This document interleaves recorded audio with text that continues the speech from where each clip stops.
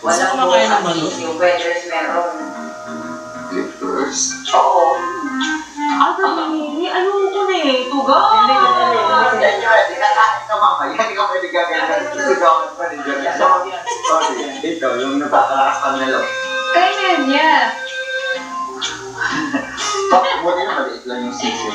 Meron talagang pag upo ka, meron bumili pa ng isang pakpak. Tapos pinitiba na. Wak-wak.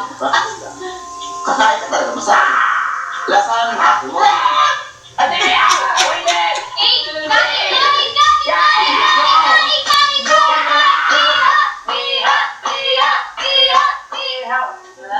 Wala naman suspect kung gaganyan yung mukha ko pagkain ng balot. Oo, pero Gab, hindi pinabi talaga ng ginagatingan mo lang, ganyan mata. Oo, ganyan mo nga. Suka, katulad ng suka.